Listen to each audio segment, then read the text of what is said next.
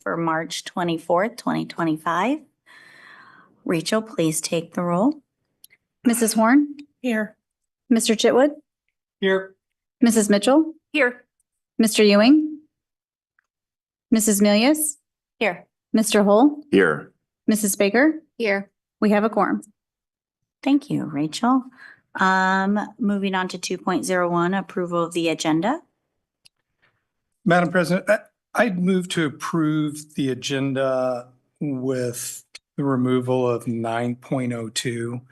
I know we just got an update back from Greg that got uploaded at 1:00 and I haven't had a chance to review it. I don't know, maybe everybody else has had a chance to review it since 1 and we can go ahead and vote on it. But that would be my motion. All right, we have a motion to approve the agenda with the removal of 9.02.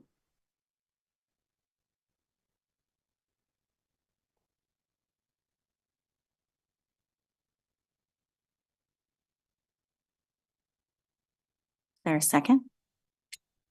Second. All right, there's a motion and a second. Any discussion? Rachel, please take the vote. Mr. Chitwood, Yes. Mrs. Mitchell, Yes. Mrs. Milius, Yes. Mr. Hull, Yes. Mrs. Baker, Yes. Mrs. Horn. Yes.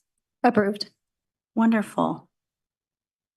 All right, moving on to Pledge of Allegiance.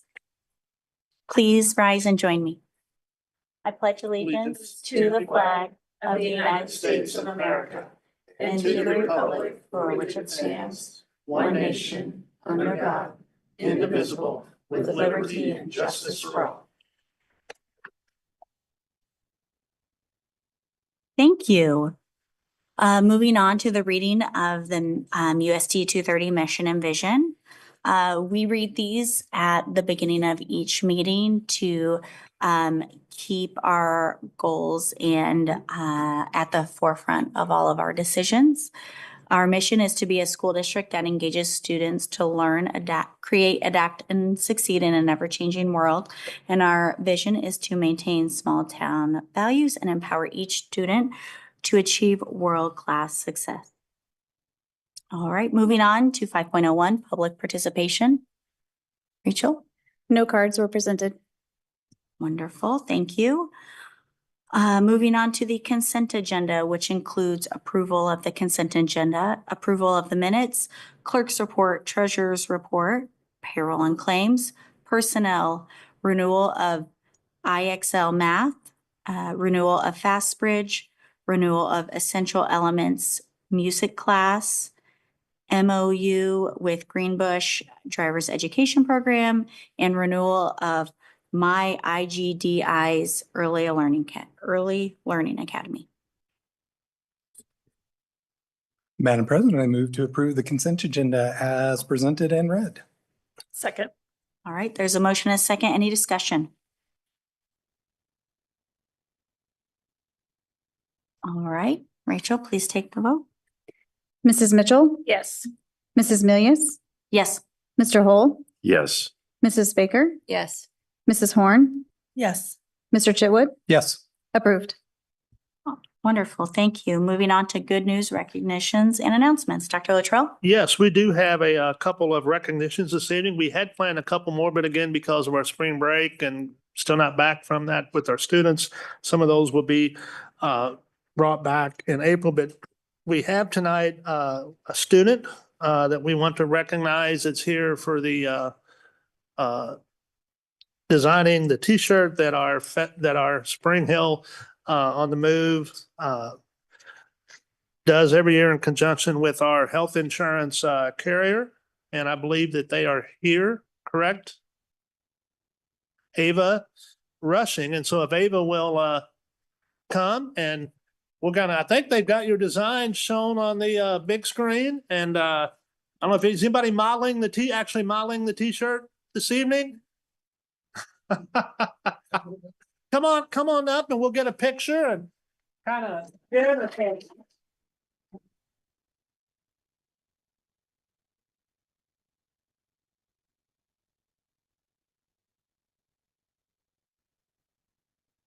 How many grabs you go with something?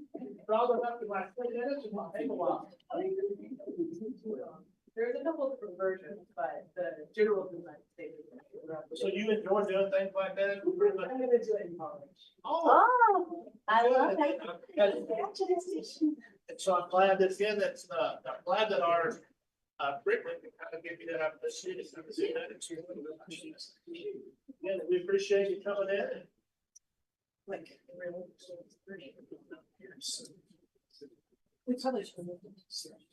we probably should. Thank you very much. Thank you very much.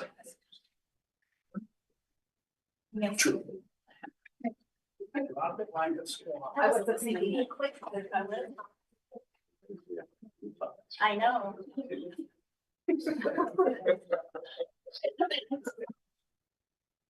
And then we have also a couple of core value awards that will be presented here this evening. As you know, our USD230 strategic plan is built around the core values and of world-class staff, community engagement, transparency, student success. And so Dr. Erin Smith, our Director of Teaching and Learning, is here this evening, and she's going to tell you about some individuals that she feels are worthy of receiving a core value award and what for and what category. So Dr. Smith. Thank you. Good evening. I would like to recognize an incredible team of educators who worked to bring Reality U to our 8th grade students just a couple weeks ago before spring break. If you're not familiar with Reality U, it is a financial literacy simulation, and it gives students a glimpse into their future by helping them navigate real-world financial decisions based on chosen careers, future potential incomes, and life circumstances that they have pre-selected. So things like, do they want to be married? Would they like to have children? So they get to navigate through all of these decisions through different simulations, and it's a great experience that really teaches the importance of budgeting, saving, and planning for your future, and it's all very hands-on and engaging for students.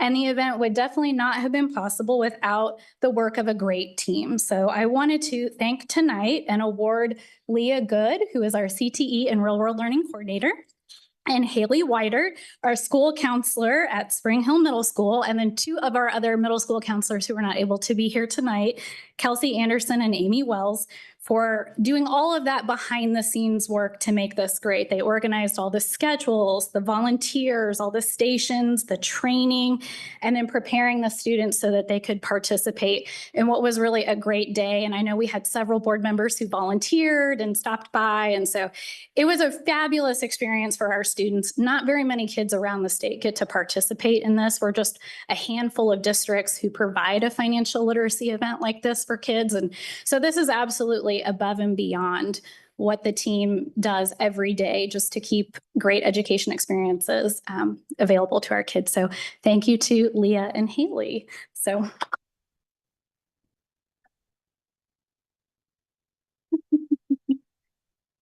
I don't know if you'd like to do a photo with them as well. Of course, we never pass up a photo. Sorry.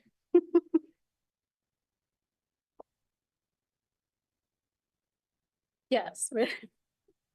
Display the award. Hi. Thank you. Thank you. And we shift a little bit that way, so considering the contact person. Yeah. She wanted us to center and under Okay. Stop.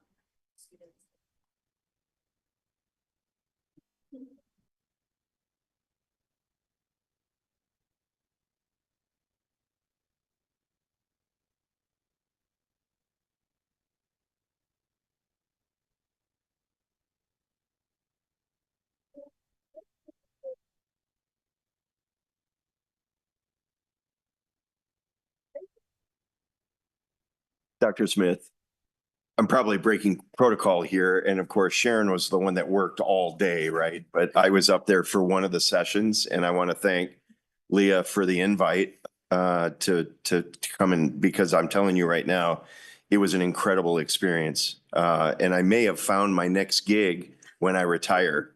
That's how impactful it was on me. But really what stood out to me too was the engagement by the students, 8th graders at that, right? really getting into it, taking it seriously. But the experience was just phenomenal, and I would highly encourage that we continue to participate in that program moving forward. Whatever the cost was and however it was paid for, it's worth every penny. So I get to schlep Lexus and BMWs, and then they all came and traded them back in because they couldn't afford them. So I was a car dealer all day. Yeah, it should be noted that the student's GPA determines their credit score. So the better you do in school, the better credit score you have, and that can really influence what options are available to you in terms of housing, cars, your transportation, childcare options. It's very fun and very eye-opening. Yeah, and the one thing that stood out in my mind too, the session that I was in, I think it was Spring Hill Middle that I went through, and I missed the one that was first. I think it was Forest. But anyway, at the end, right, the facilitator asked the question, basically kind of runs through everything and says, what are you going to do when you go home and see your parents tonight? And I guess the first time through, it took about 16 answers before somebody got it right. Spring Hill Middle School got it right on the very first try. And the answer was, I'm going to thank my mom and dad. Absolutely. So we're very thankful for the work that our counseling team and that Mrs. Good did to put this event on. It is in our plan to have this be an annual event for our 8th graders. And then in several years, we'll begin an event that is intended for 10th graders. So there's a great opportunity for our 8th graders this year. In a couple years, when they enter high school, make sure you have that really solid GPA because it's going to drive that credit score when you participate in this event again in the future. And then as seniors, the organization invites them back to help run the stations. So they get to provide some of that same advice and guidance to the kids that they received. So it's a really good event that we can continue year after year.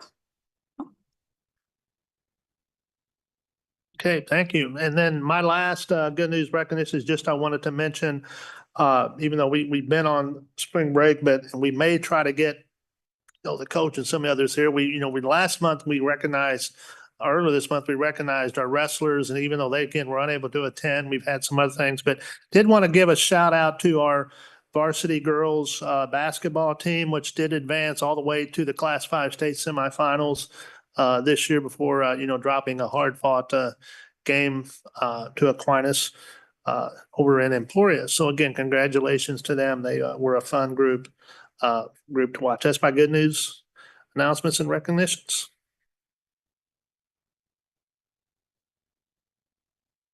Okay. Thank you, Dr. Luttrell. And might I add, I believe our Coach Hussa is up for Coach of the Year. She's one of the finalists, so fingers crossed.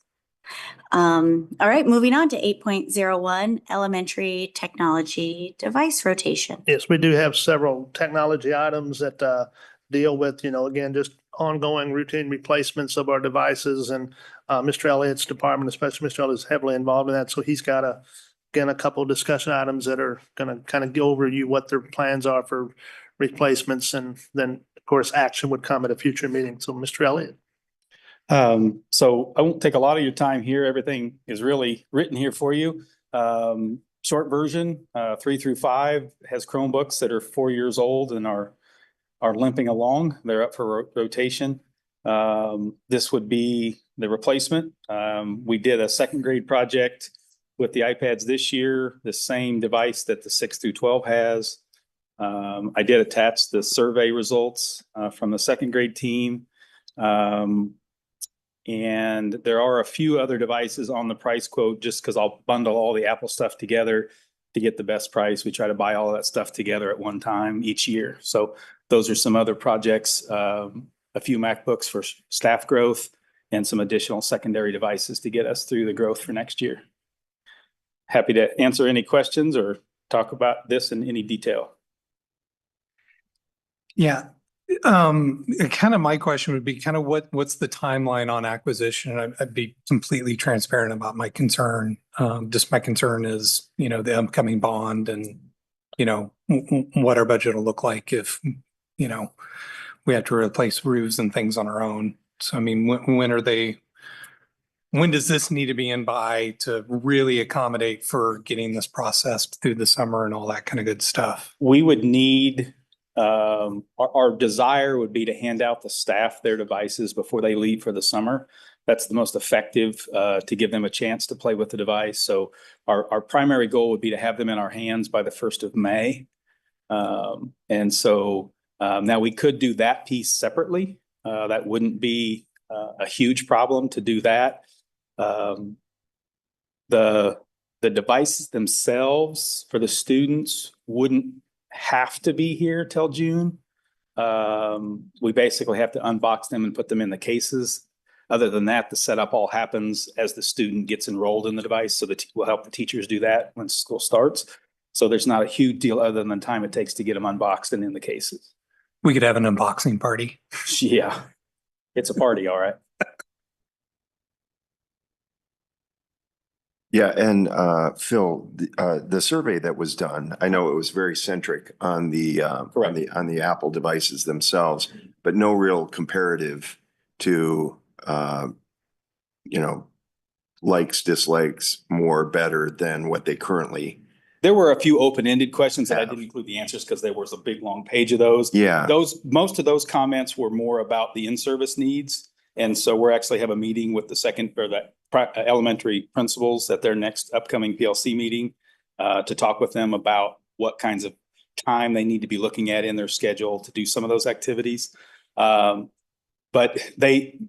there was a couple questions, and I'll draw a blank to which one that did ask compared to their previous devices and that kind of thing. Yeah. And they were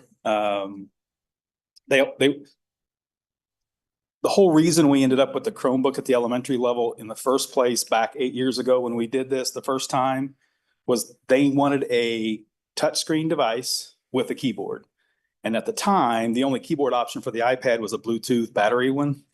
And I just couldn't imagine 25 wireless Bluetooth keyboards trying to pair with student devices on a daily basis for every classroom. So that iPad just wasn't an option. With the apps and the additional functionality that we're getting with the iPad, everything from special ed use cases to enrichment activities, it's pretty much a universal that that's where they want to go. An improved experience. Correct. And as far as durability goes, how do they stand up? Amazing. I knock on some wood here real quick. We are at about 10% of the damage at the secondary that we were with the MacBooks. The elementary is even less than that. We're having a lot of trouble with the Chromebooks with keys. And even though that's a really good hinge on that flexing to making it a tablet, they're just hard on that hinge. We haven't had a handful at the elementary level, K through 2 with the iPad. And we've been doing the K1 with the iPad for 8 years. So we've got a pretty good baseline there as well. But we've got the insurance or the warranty. I'm not recommending it on the elementary devices because they don't go home. On the secondary ones, we are still recommending that because it does protect the families as well. But with the device not going home and the very little damage we're having, it just doesn't make sense. And that's kind of okay. Correct. Yep. Got it. And then I think the only other thing I would go on the record as is I share your concern, John, given, where we're at right now and some priorities that we do have. In your opinion, Phil, I mean, is this a need or a want? I've been doing this a long time and I don't ever come up here if I don't think it's a need. Yeah. If we don't do this, we'll have to buy some additional devices anyway, just to support the student growth count and the damage that we've got on the existing Chromebooks that are out of warranty.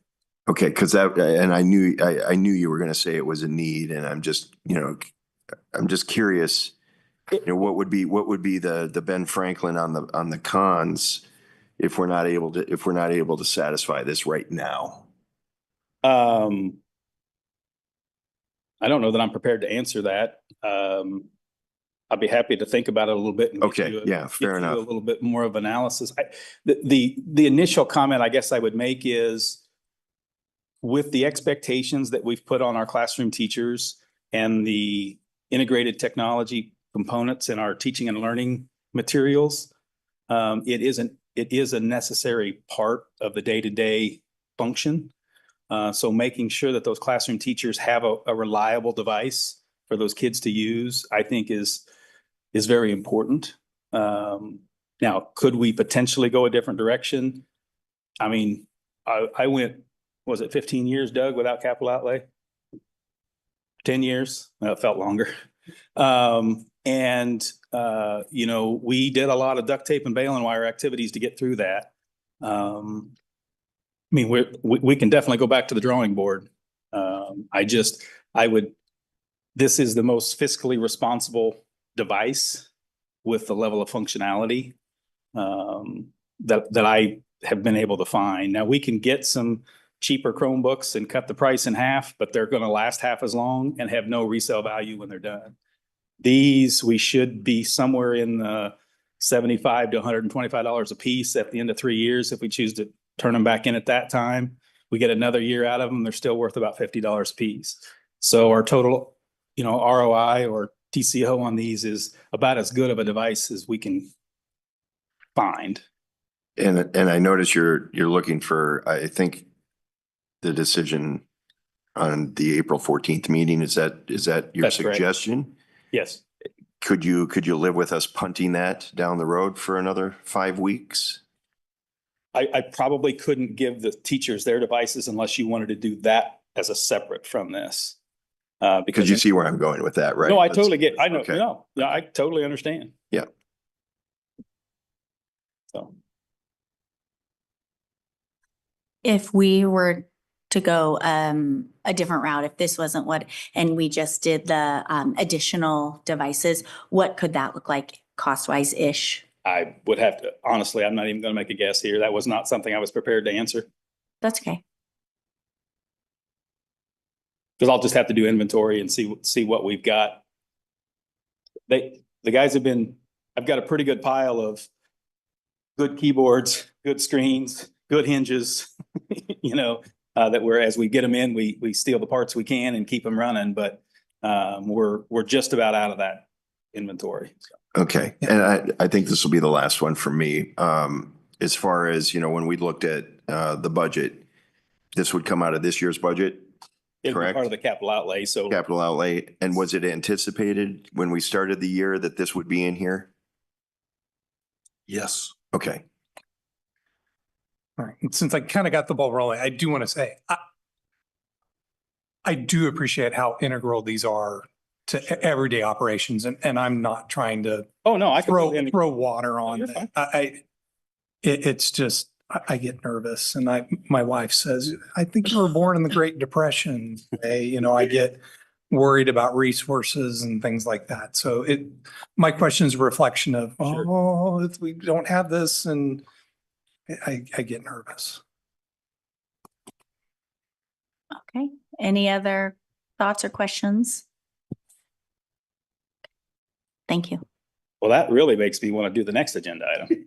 Oh, you're on next. Okay, great. 8.02 classroom display replacement. So Doug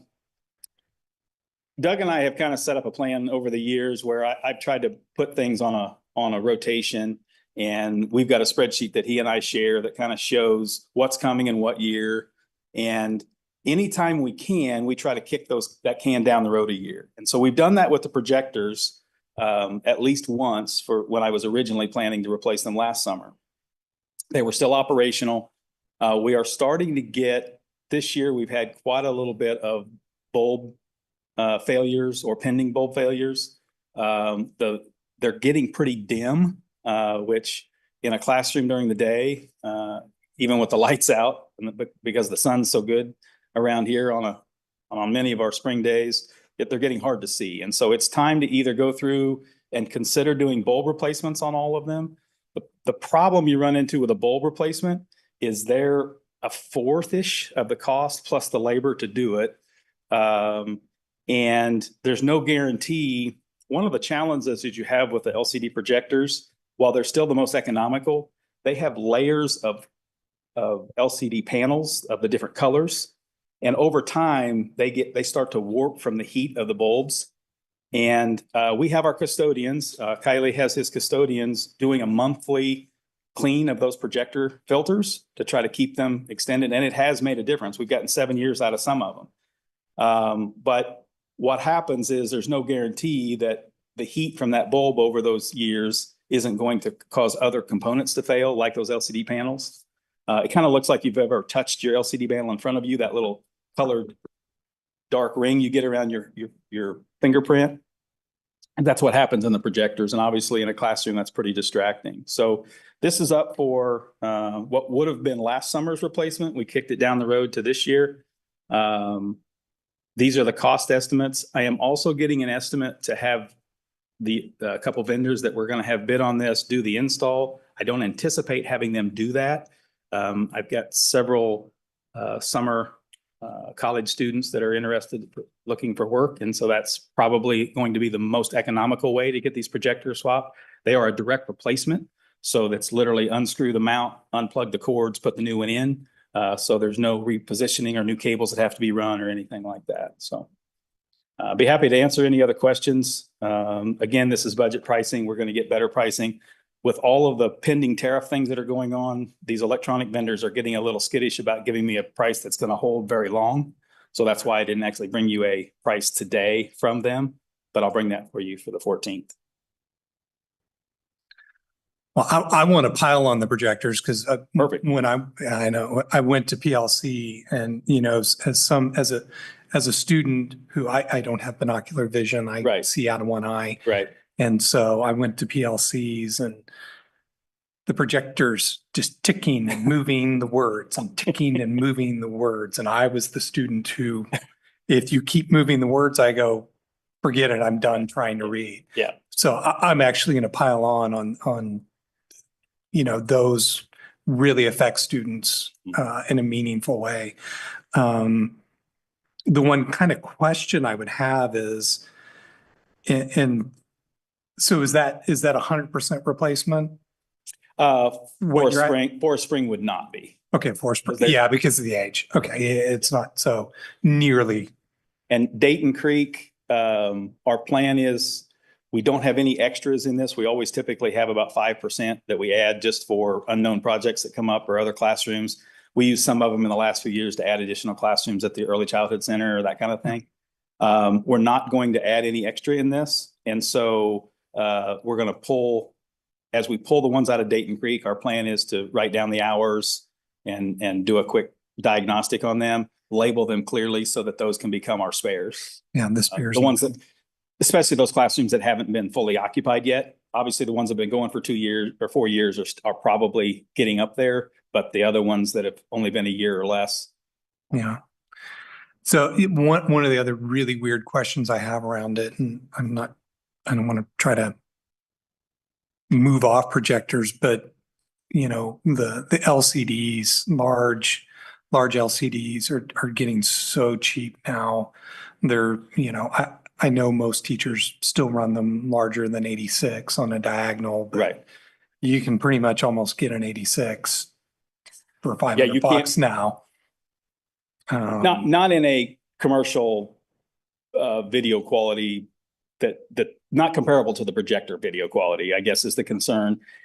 And here's one of the big issues you run into. When you get to that large of a screen, there's a couple things that happens. One, the teacher loses dry erase space because they have to go someplace in that room that's currently got a dry erase board, most case, right? Second thing is the glare from the windows, unless you get a matte finish on that LCD panel, is pretty difficult to overcome.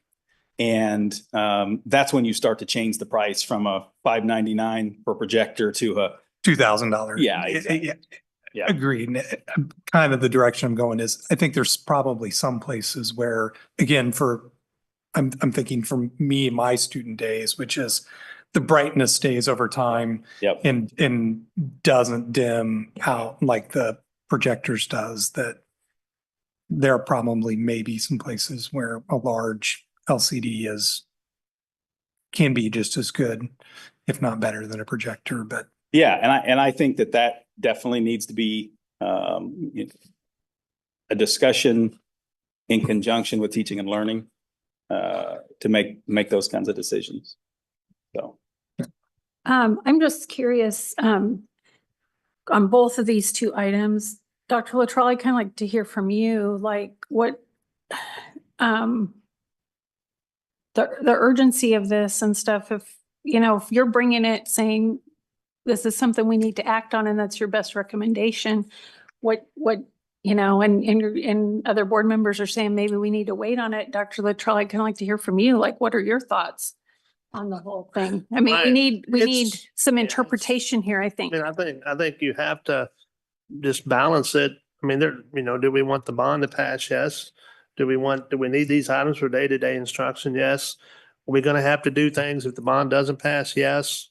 I mean, it's kind of you choose your bit. I think the main thing we have to go back to is the fact that I think that we've got as was mentioned earlier, the great point was that, you know, we've had a budget that was approved this past school year and we knew even going into this school year that we were going to be looking at plan to manage our growth, and there'd likely be a bond issue at some point. And I just think that, you know, that the money that was targeted, because this was, as Doug said, and that was budgeted for fiscal year 25.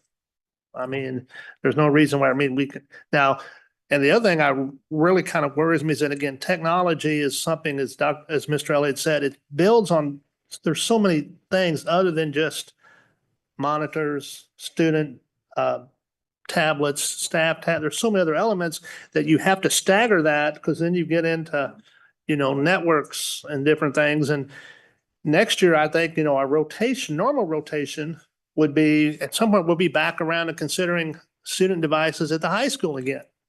And so, I mean, it's something that, yes, you can, you have to make a tough, it is going to just continue to stack on. But this, I think, was another great point. If it's come up where it was like, no, we really hadn't decided at all that in our plan that we were going to do this year. It was something that we just decided last month would be good to do. That's a little bit different. But I think, you know, we knew this was coming. You know, it went through the normal channels. And I would say, you know, again, that if waiting till till May 13th, after that, I don't know if that's as wise simply to do, simply because, again, the key and a lot of it is there's timelines, whether for staff training, teacher training, getting it in, just kind of goes lockstep. But I would add one more thing, because Dr. Latrell made me think about this, and Doug, correct me if I'm wrong, but this is the first bond issue that we haven't had a technology component in the bond issue because we were trying to get caught up from that 10 years without capital outlay. Yeah, absolutely. This is the first one of the last two, at least, if not three. I think at least three of them. Yeah. Yeah. Think And it about always bothered me to be spending bond dollars over a 20-year payout on a 5 to 8 year item, right? But it was what we had to do to get caught up from that time where we deferred everything for so long. And so I would, as Dr. Latrell alluded to, I would hate to get back in that pattern, even if it's just a short-term thing. What it appears to be, it does stack up, and you have to figure out a way out of that. So. Thank you. As we talked about this, is there an offset when we sell all of these old equipment? The Chromebooks, maybe a few dollars. I haven't got a quote on those yet. The projectors we will sell probably on a Gov Deals or one of those type of an auction. Most of the asset recovery companies will charge to take those kinds of things away. They really want the iPads or the MacBooks, and that's really about all they're after. There might be a few other components that they could find some dollars in. But compared to the iPad or the MacBook, no, there just isn't a lot of value in the resale of the Chromebook or the projectors. I'm hoping we don't have to pay to get rid of them, I guess is what I'm trying to say, but I'm not sure we're going to make enough to even consider a value. Okay.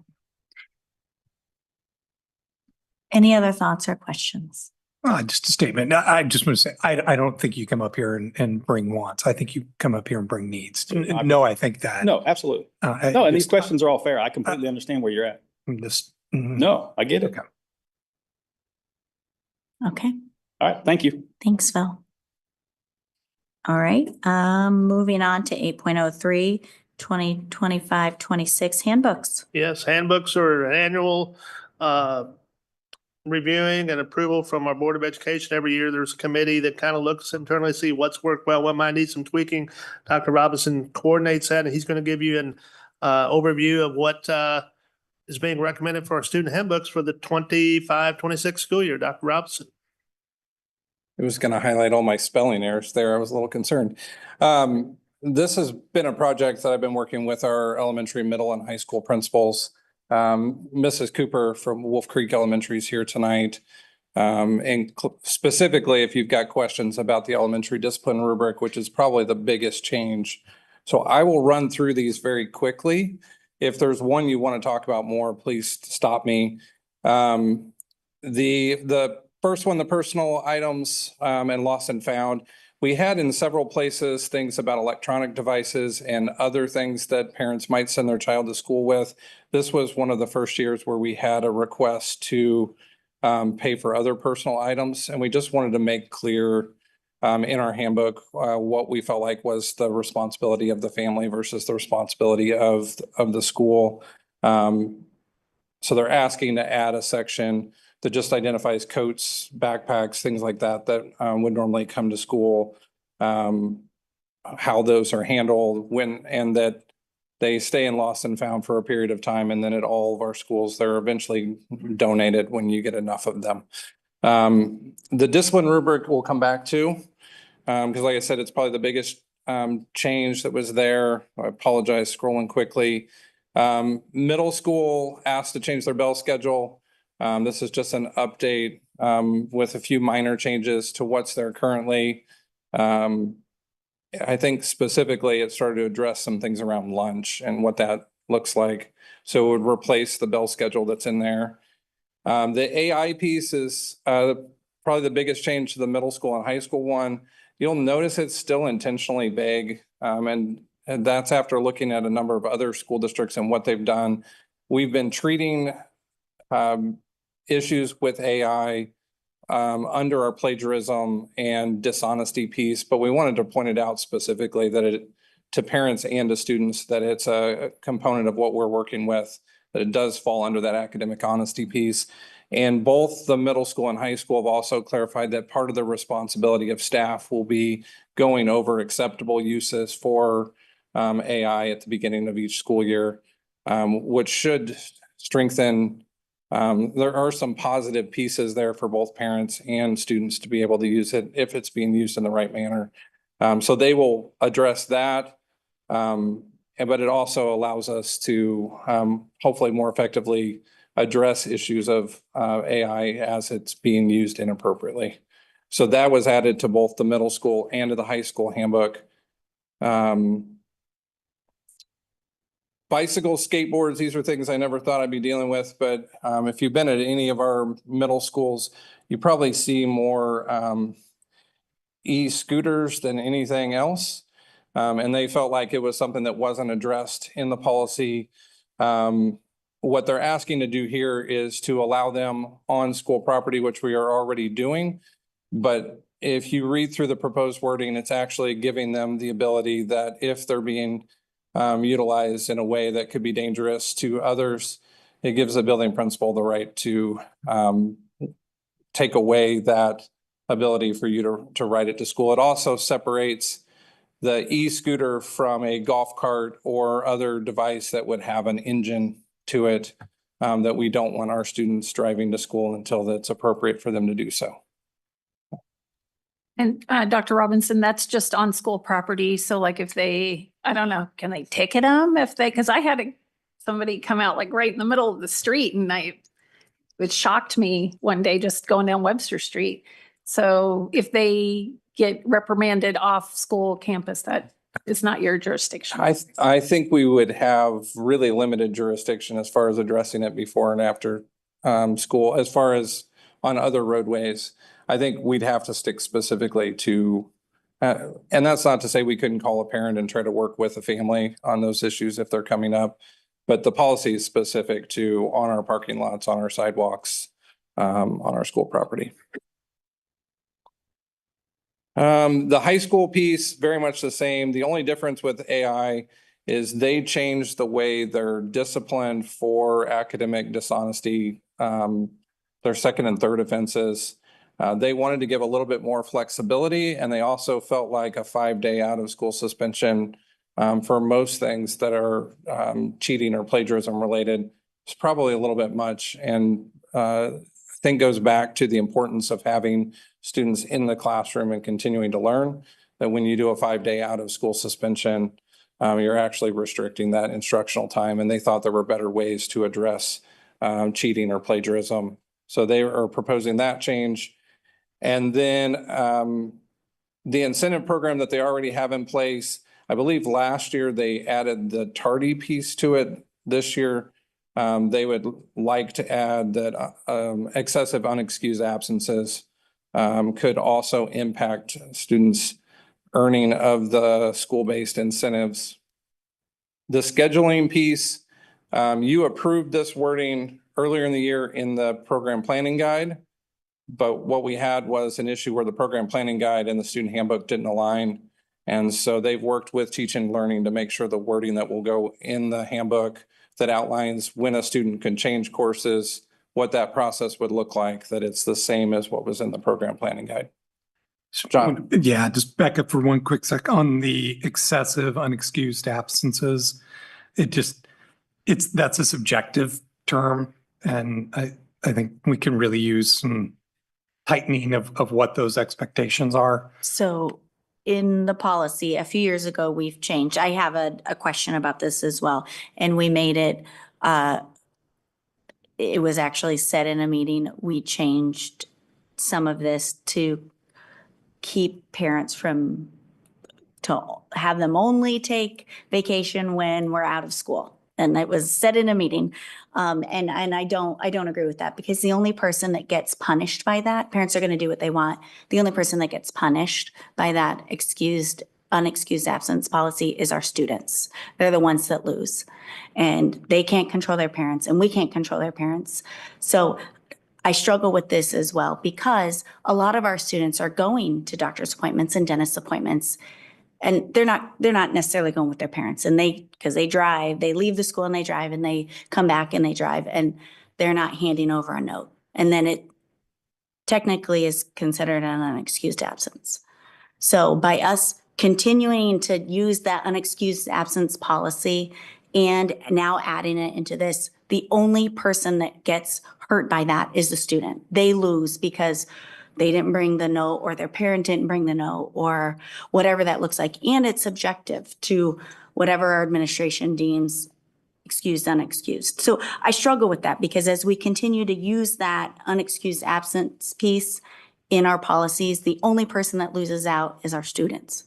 So how would the board propose we address the absence piece? For opt-out or in general? In general, because it is a piece that we're held accountable for accreditation. I mean, the chronic absenteeism is part of our data that's reported to the state. Your unexcused absences is part of what's reported to KSDE. So we can't let go of it entirely. I just like to be able to take back to our administrative team a recommendation. Well, go ahead, sir. No, I'm just going to go down the road of we are obligated. You're absolutely right. And there's enforcement measures in place for students that are considered truant, right? I mean, there's things that we have to do. And if the situation of unexcused absences falls into truancy, there's already a framework for that.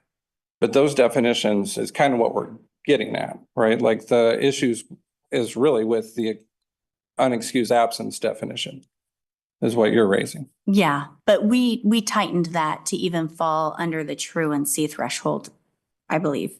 So I think that where I struggle with it is that, again, we can't control these parents. We can't pretend like because we put a new policy in place, we're telling them they can't take vacation when they want, because again, the only person that gets any punishment from that are our students. So now they might not get to opt out of a final, even if they have the great grades because they took 2 extra days because their parents said they're going on vacation, or their parents, whatever that looks like. I do struggle with that. And I think that we are stepping into, we're putting a solution in place with this unexcused absence piece and for opt-out. And anytime we're using that unexcused absence, we're putting a solution in place for a problem that already has a solution, which is truancy. But you hit on one thing for me, which I have a different approach on the opt-out, which is the opt-out requires academic performance to opt out, right?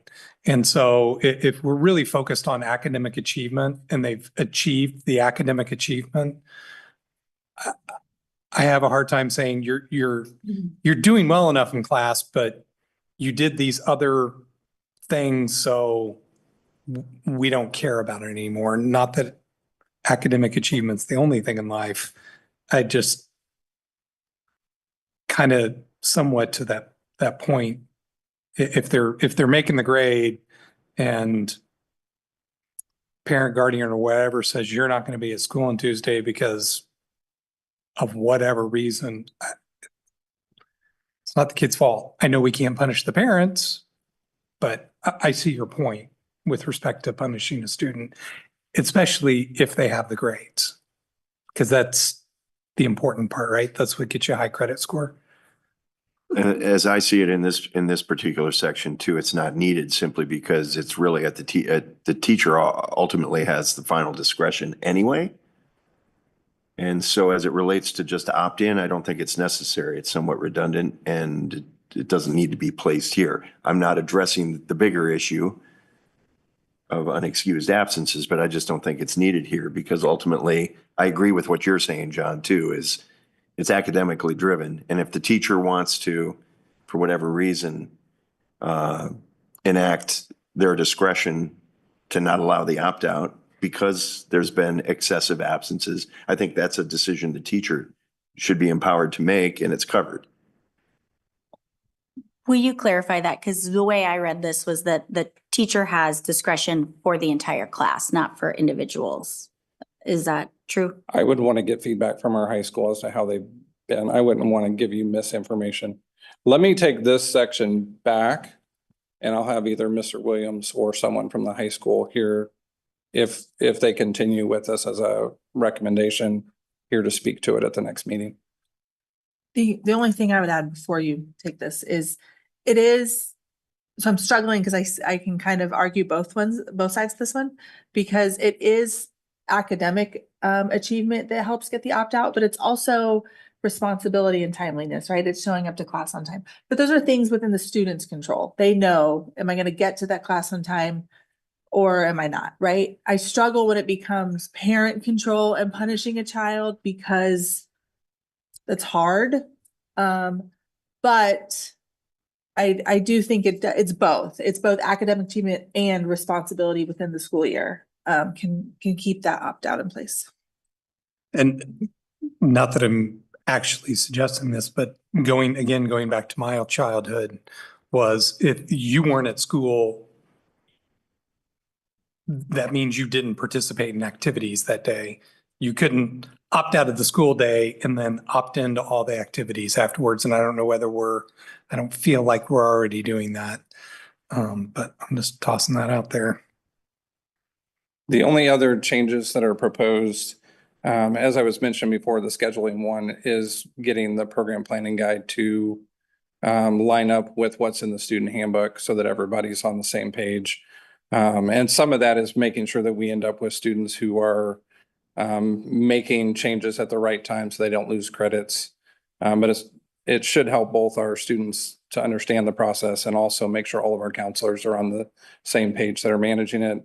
And then the last two things are just heading changes that were either mislabeled heading from in the previous handbook, or the last one is obviously a spelling mistake that we want to correct. So any other questions on the high school or on the handbook changes?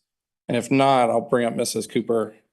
I think I would just have one more comment as it relates to, we're saying it's permissible to ride motorized scooters and bicycles and all that. But I'm not sure we're really saying what matches the reality, which is it's a prohibition. We're not allowing people to ride bicycles on our playgrounds, to use the rest of the facility as a skate park or a whatever park as they can do. So I just kind of riding that line of saying, hey, you get to ride it up on the sidewalk and lock it up, but you don't get to ride it, kind of like you're saying, you don't get to ride it down the hallways. You don't get to ride it on the playgrounds. I don't know how we create a bike and scooter lane. I'm glad you said that, John, because it reminded me, this topic came up recently in one of the site council meetings at Woodland Spring. And, the numbers just continually rise, right, with especially the electric scooters. And if I'm not mistaken, the comment was made that the students are allowed to ride them to school, but not on school property. And is that the way this reads? Because I'm not seeing it that clearly here. It was described to me that they have to get off of them when the sidewalk is on the school property, and they have to walk them to the rack or walk them to their parking spot. I think, and that's something we can clarify, because I think that expectation is varied from school to school. Okay. So I can make sure that there's wording in to match up with that. And honestly, I would rely on the administrators in those buildings to kind of get their heads together on exactly how they want that. And then obviously enforcement is a whole nother.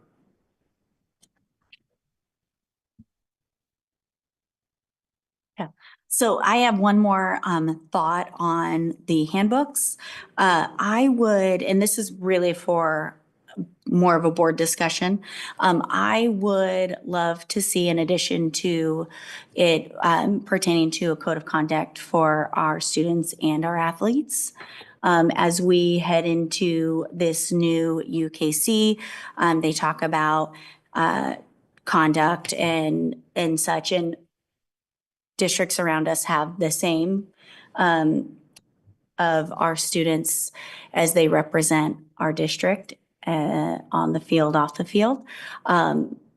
Including it in the handbook enables all of our students to see it, sign it. That's something we require. But I wondered what the other board members thought of that, if that's something we as a board ask our administration to come up with and present to us, being included in our handbook. And I'll just add, I think this came up in our Wednesday agenda meeting, right? Yeah, and it really gave me the opportunity to give it some thought. And I can't speak obviously to every coach that's out there, but it's my understanding, especially after sitting through the welcome and introduction meeting to our new football coach, right? And clearly this guy's got quite in fact, it could be used as a guide, I think, for all sports to kind of follow for conduct. But it was my understanding, then it was brought to my attention too, that a lot of our coaches have already got their own.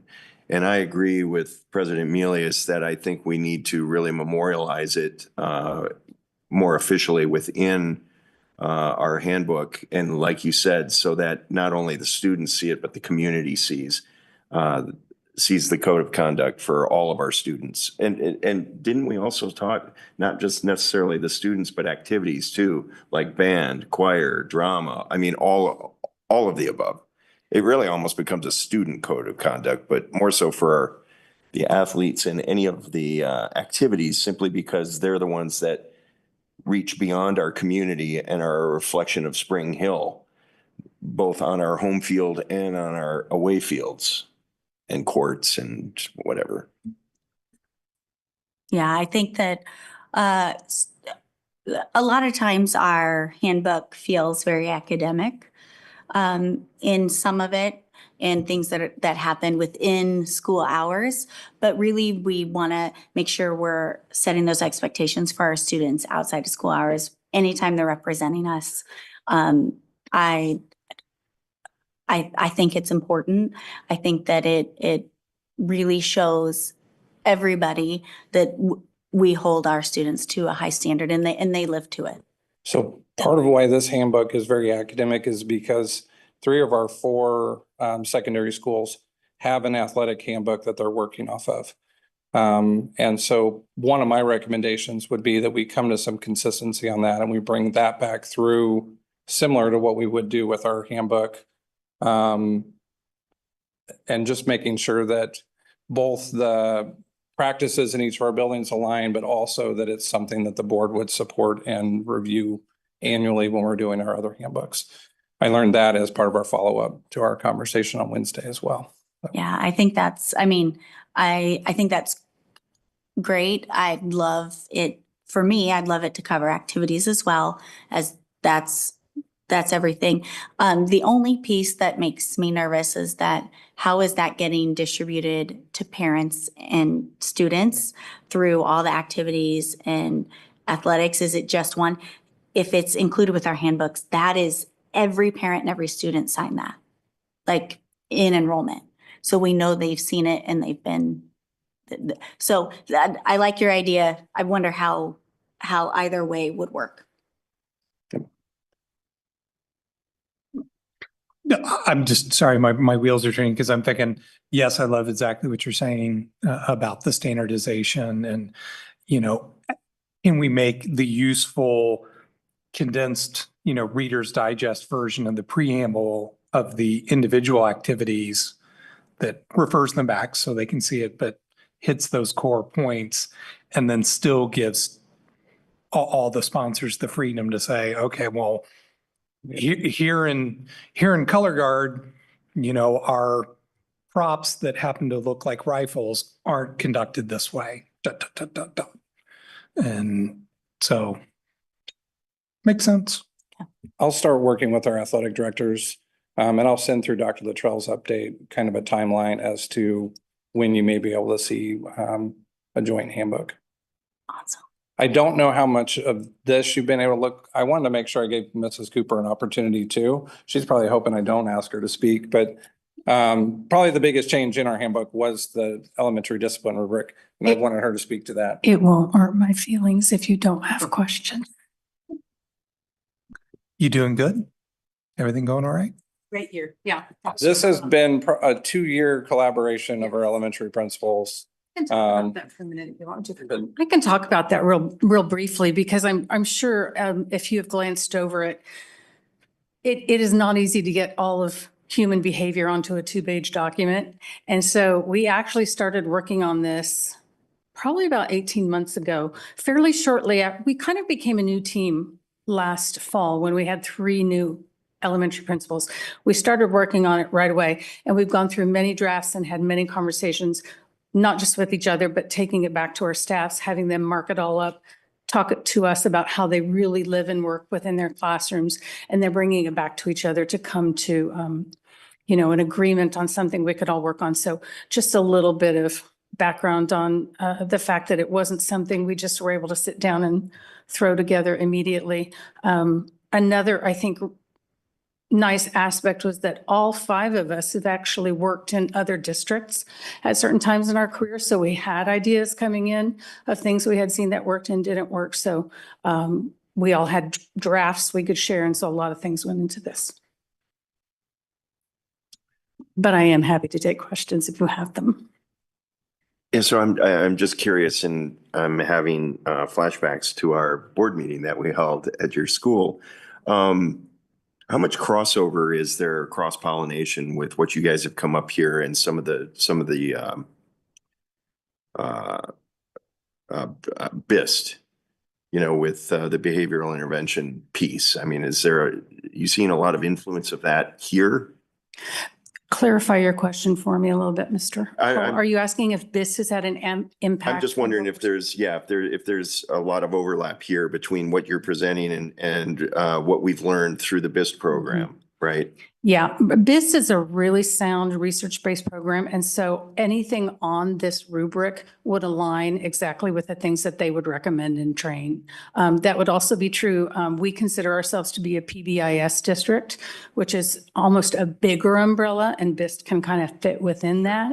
And the same would be true for that. And that's why you see in the different lighter gray sections, it's not just what are our consequences, but it's what are our consequences and or interventions. So that aligns with both of those programs really well.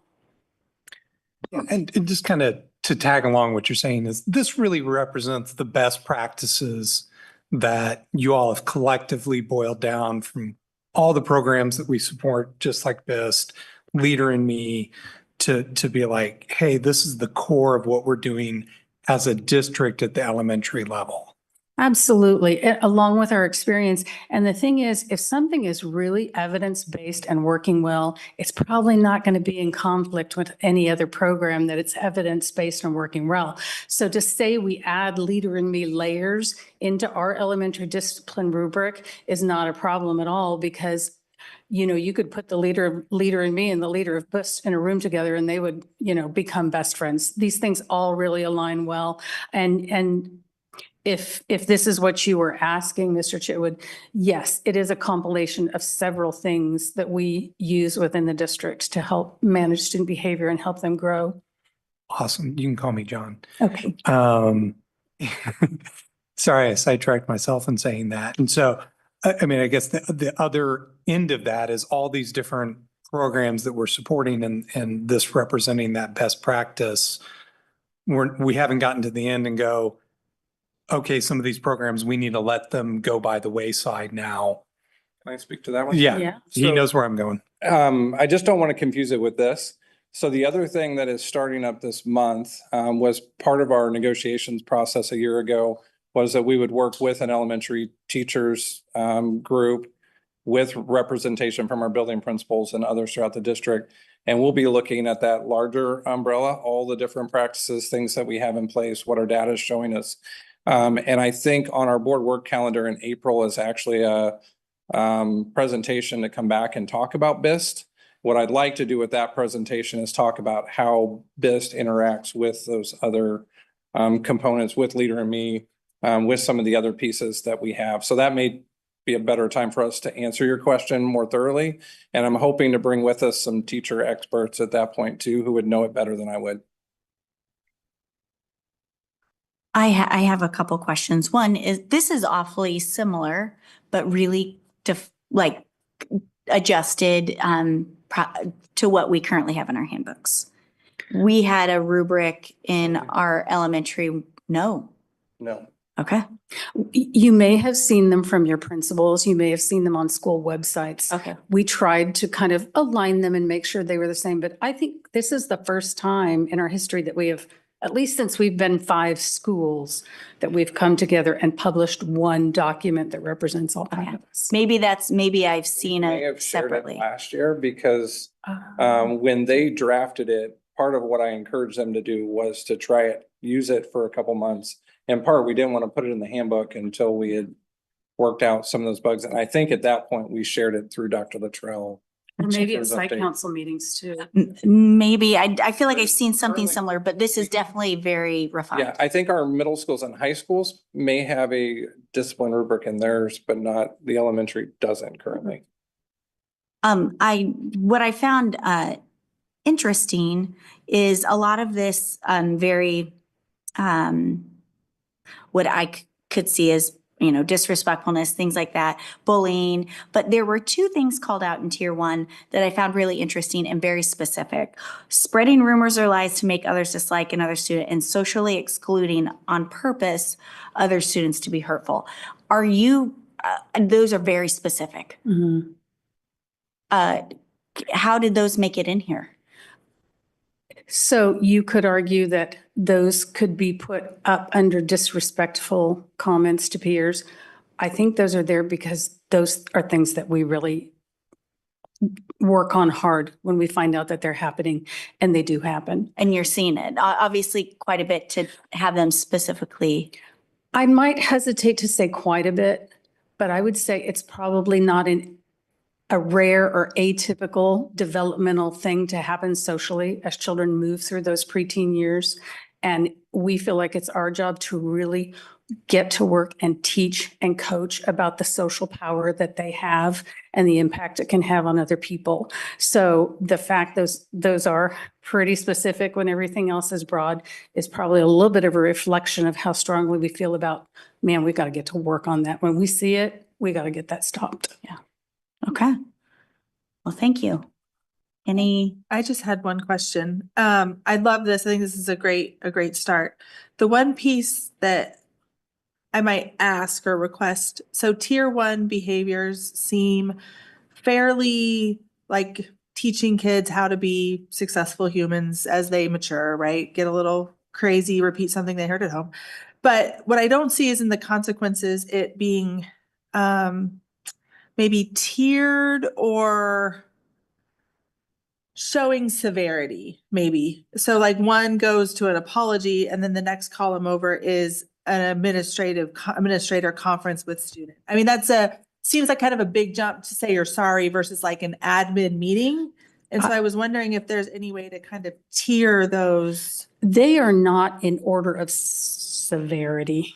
Well, I guess that's kind of what I'm asking is, and then in tier two, it does say may include chronic tier one behaviors, right? Yeah. And then some of those same things are on there. So I'm just curious if we have these like, if they're a repeat offender versus just a couple times you're trying to nip it in the bud, kind of a thing. Maybe that's Exactly. And that's why we added that piece. That was actually one of our later adaptations, if I recall, that may also include chronic tier one behaviors. Because if you have a child who gets on their computer once and looks up something and they're 7 years old and you have that conversation about, oh, this belongs to the school and on and on and on, and then it's done, that's a very typical developmentally typical behavior. If they keep doing it with the corrections and redirections and maybe even a consequence, then we want to up the game. So I think I understand what you're saying. There's a lot of tools in tier one that are both consequences and tools for intervention. They're not really organized in terms of how harsh they might feel. right. You see that a little bit more when you move from tier one to tier two. So if you had a child who was not responding to those interventions, the coaching, the teaching, the consequences that are part of the teaching in tier one, then we would move to tier two, even for that same behavior, and kind of up our game a little bit. Right. That makes perfect sense. My only last comment is great stuff. Love that we're working together and being that district. Thank you. You have two other handbooks under that item, and I'm not going to go through them, but I will just mention what you have, unless you want me to go through them. Mr. Thiessen is here representing Kansas Virtual and Insight. I asked him if he wanted to come present. Really, when I looked at theirs, it's mostly dates that they've updated from last year to this year. So there's not much to present or to share, but if you see something that you would like more clarification on with their handbook, we can get that for you. The classified handbook, and we've been going through a process as we have found things that we feel like should go through the board. We've been trying to bring those to you. This handbook has been in place for a number of years. It's been on our website. It's been things that we've been using to guide how we manage our classified staff. But it really should go through the board on an annual basis. And so Mrs. Hackney has sent it our way for you to be able to review it. If there's things you have questions, please send them to me or to her, and we can be more prepared to answer them at the next meeting. But I would tell you, it's most of those practices that you'll see in that handbook have been in place for multiple years and have been vetted over multiple years. So obviously we can consider any changes that the board proposes, but we're trying to clean up some of those things that should come before the board on an annual basis. So hopefully as you look at it, you're looking at it through that lens. these two,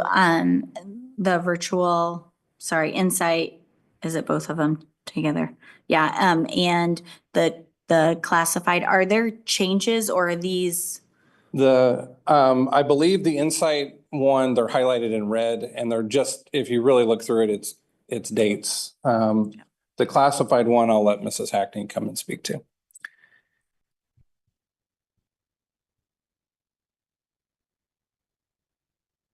No major changes. I just wanted it in front of you all so you could see what we were working from. We tweak it, make it more clear from year to year. If there are changes in any laws, we update those or board policies. But wanted it in front of you. The sub handbook, when we go to update the sub rates, we'll put that on as well, so you can see what we're presenting to subs. But it was, as much as anything, a informational type document for you to see what we work from. Yeah. Okay. I didn't have anything on the staff, but on the insight, it just, they had included AI in their policy before we did, and it looks like they're even refining that language down more and have been so I would be curious about it later. I don't need any answers now, but. Okay. Uh, I'll get with Philip and with Cassie and we can provide you more info. Yeah, they provided a pretty detailed policy or update last year. Okay. Any other thoughts, comments? Thank you. I'll just stick around. Oh, your goodness. Okay. Oh, no, you're not. Okay. 8.04. Capacity based on staffing. You mean to Dr. jump right in? Robinson. So annually, I believe it's before May 1st, we're required to present the board with capacity by grade level for each building in the district, and for the board to approve the number of open seats that we have.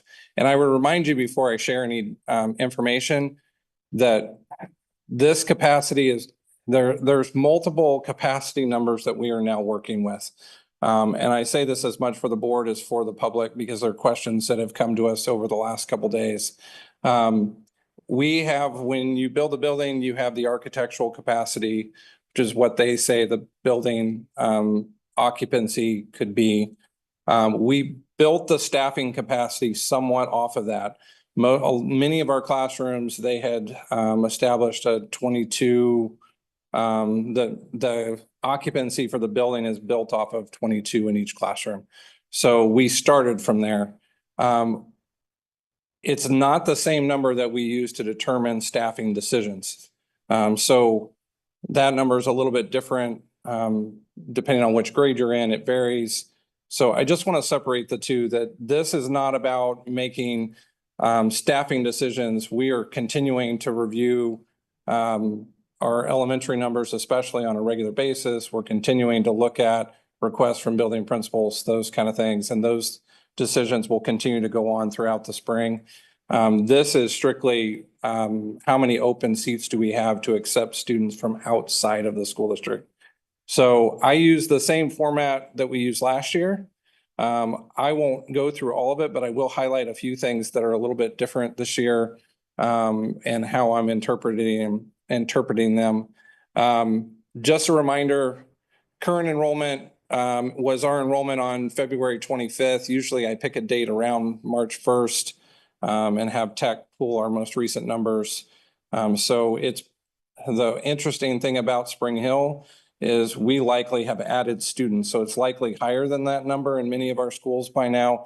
That's unique. And I don't know that we always realize how unique that is. In many districts, you stay pretty flat throughout the year. Here, especially if you're at Dayton Creek or Timber Sage, you're picking up students on a regular basis. But current enrollment was as of February 25th. The adjusted enrollment, I took RSPs, and that calculation is in here. We took RSPs projections for 29-30. So we're extending out, statute allows you to use growth. We're utilizing that growth projection to say, until a bond passes and we can operate differently, we need to protect space to be at our fullest. So that's it's taking that projected number and calculating that out, multiplying how far we have to get from where we are now to get to there. So I'm happy to sit down and walk you through more of this.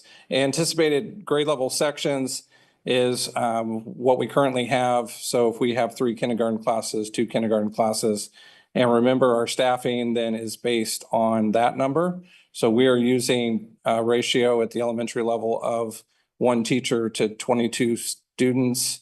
And then on the elementary side at Spring Hill Elementary and Timber Sage, We protected a few more spaces because of the district-wide programs that we have there for students with special services that need to be provided there. So most of our calculations come out very similar to what they did last year. Probably the one change is, and it's just based on fluctuation as you have students flow through, is really Prairie Creek. I will tell you the recommendation that I'm providing to the board is still to protect all of the seats we have, because when you look at the total elementary number, until you alleviate some of that pressure, we're going to need all of those spaces. That even if we have a few spaces open at Prairie Creek or at Spring Hill Elementary, when you look at the projections for Timber Sage and Wolf Creek, we're going to be well over capacity.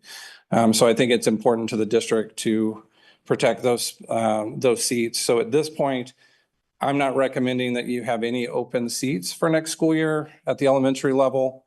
At the middle school and high school level, Phil may have to help me get back. There it is. I would tell you our middle school and high school projection looks almost the same as what it did last year.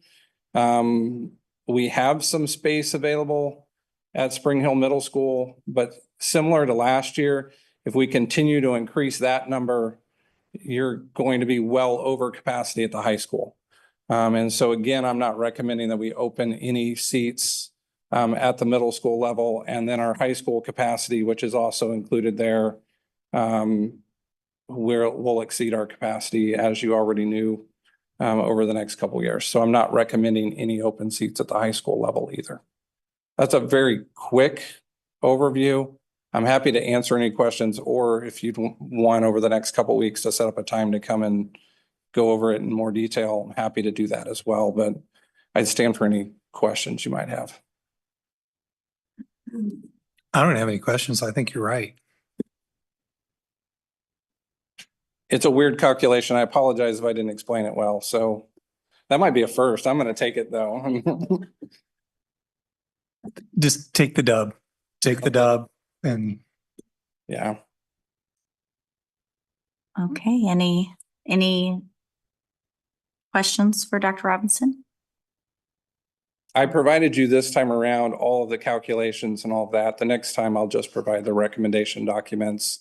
So you can see what open seats we're recommending, and that'll be the piece that I'll be asking for you to take action on. Yeah, and this comes back next. Yep. Okay, wonderful. May 1. So that would still allow, if there's more information that as you meet that we need to gather, or if something comes up in between, we've got an extra meeting there. Yeah. All right. Awesome. Thank you.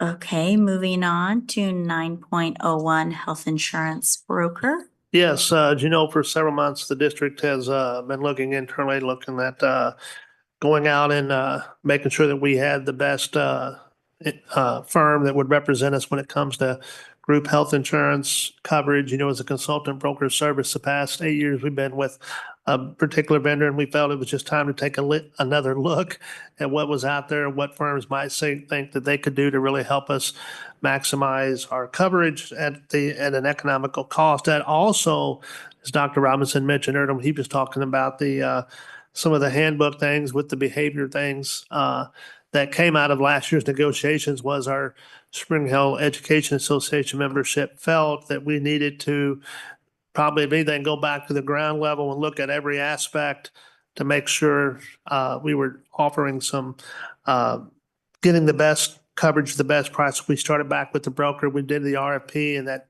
again, last month, we brought to you the firm that the committee felt rose to the top, and that was the firm USI. And we're bringing it back tonight for formal approval. Last time, the individuals that met, you saw the one gentleman, but Dean Eggerding, who was not able to attend the last meeting, he was at another presentation that evening, is here this evening. And if you have any questions or any comments before you do take action on the broker services, now would be the time. And Dean, do you want to wave? oh, come on down. I do have one comment, which is, you know, the agreement has the venue as New York as the venue. But as you know, in the state of Kansas, that does not matter. And the venue is Kansas. So I'm just saying that out loud for the record that, okay.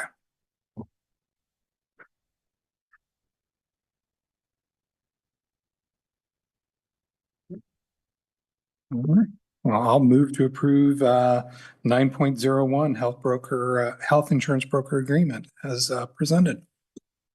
Second. All right, there's a motion and a second. Any further discussion? Rachel, please take the vote. Mrs. Milius, Yes. Mr. Hole, Yes. Mrs. Baker, Yes. Mrs. Horn, Yes. Mr. Chitwood, Yes. Mrs. Mitchell, Yes. approved. Wonderful. Thank you, Rachel. All right, moving on, 10.01, future discussion items. Any that anyone would like to add?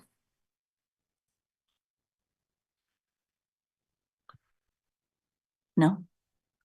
Okay.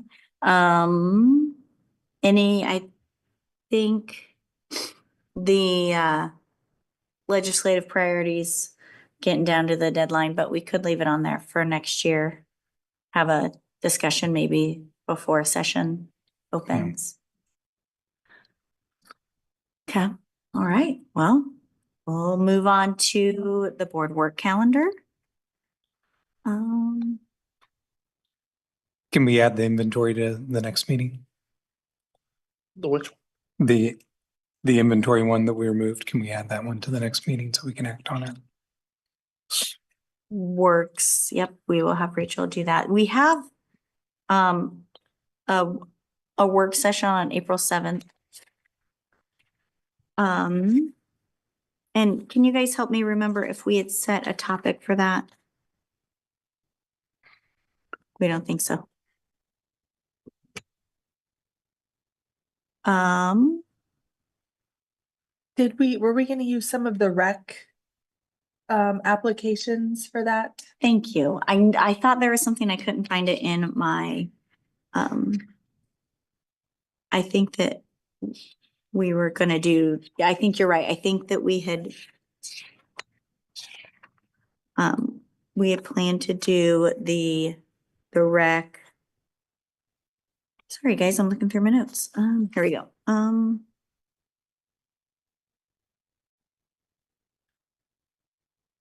Yeah, interviews on, I had April 8th, but I think I meant April 7th. So I think that's when we had planned to do that. Thank you. I think we had 12 applicants. yep, as of this morning, there were 10. There were 10, okay. And we plan to bring all 10 in. I don't know I don't know if we. That's gonna be a long work I don't know if we session. need to bring in all 10, but we have some good ones. Yeah. Well, Yeah.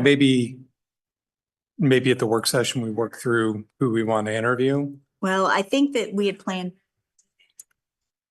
Yeah, I think we planned to bring them all in during that meeting and appointments on that day. What if everybody submitted their top 4 or something? And then see if they're top 3 and if there's 4 or 5 names on the list to Yeah. bring them in. I think it'd be great to at least interview 5 because we have 2 spots Yeah. to fill. Oh, good point. Yeah, good point. Yeah, and yeah, so why doesn't everyone look through the application information that Rachel has linked?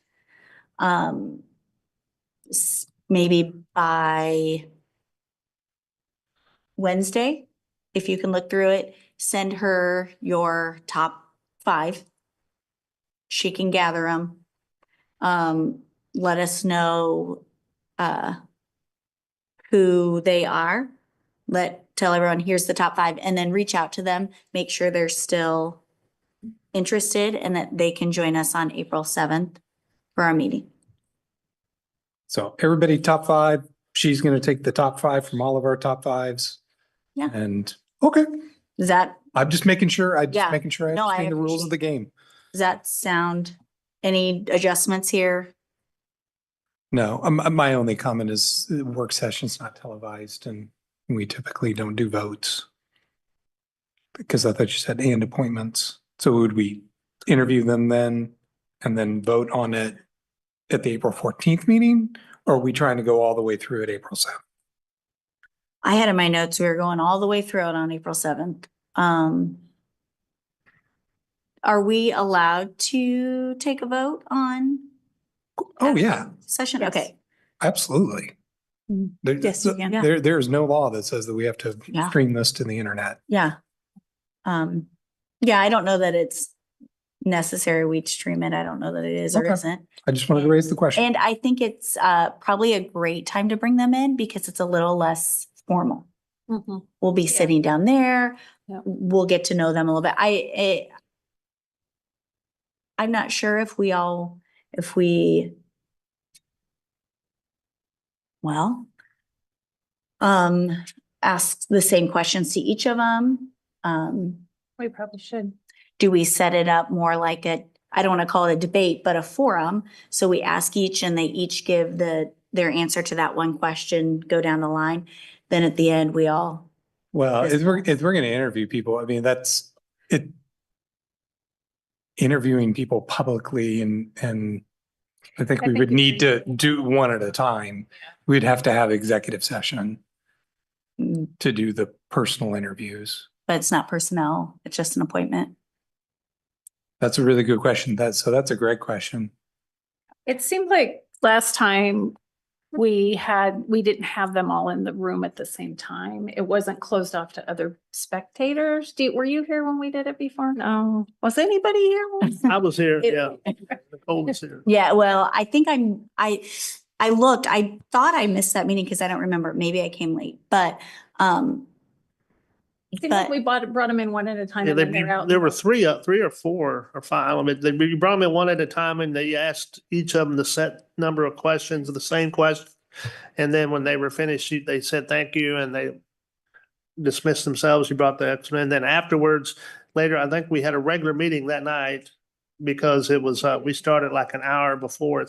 That's when we started at 7, the regular meeting. So I think it started at 5:30 or 6. And then there was a decision to appoint that night at the meeting. And one did a video. I remember that. oh, because they couldn't make it. They Okay. couldn't be here. So why don't, with your top 5, submit a question or 2 if you choose that you'd like to ask. So then we have our list of questions and top 5, she'll distribute to all of us. That evening, I think then the determination just needs to be, do we bring them all in separately? I mean, it would have to be at their, I mean, depending on what legally if we can do an executive session or not. Yeah, I think we need to ask Greg. Yeah. Because that hardly seems fair to people to, okay, you're last and you get to hear everybody else's responses. You have to go first. Yeah. I think we brought them in. They went back out. I don't think they sat there and listened to the other. No, they It's an didn't. open meeting though. Yeah, if it's an open meeting. Well, that also says something if they're not. Anyway. And can I just ask too, because, and I'm having a hard time recalling, but is there any indication on the spreadsheet that would indicate whether or not they live within the city limits of Spring Hill or Yeah, they live there. within the school district? Addresses. And Okay, so they do have the addresses in there. I'm just wondering if you can make it simple for us though, so that we don't have to cross-reference a map and just maybe put a checkbox, to indicate one or the other, just so that we, well, yeah, they're all Spring Hill School District, but yeah, indicate Spring Hill city limits. I think they all had a Spring Hill address from what I remember, unless there was one on there that was Olathe. But then the city limits, that would be good if we knew whether they were city limits. And the only reason I say that obviously is because the city gets to pick their 2 and those 2 have to come from the city limits, right? There's one at large that their board picks themselves. And I'm not saying it would sway me one way or the other, but I think I think I'd like to see what kind of representation is on the list that comes from outside the city limits. That's all. That's what I'm looking for. That's what I thought, but I just wanted confirmation. I'm sorry. I just said they're all Spring Hill. Address, That's what I thought, yeah. but unsure if they're within city limits. I see. Yeah, and maybe that's just a question Yeah, we ask. we could, yeah. Okay, cool, great. So we do plan to have a work session, 6 o'clock. On April 7th. Awesome. I'm sorry, I just lost my calendar. I feel like we were pretty up to date with our board work, our annual board work calendar.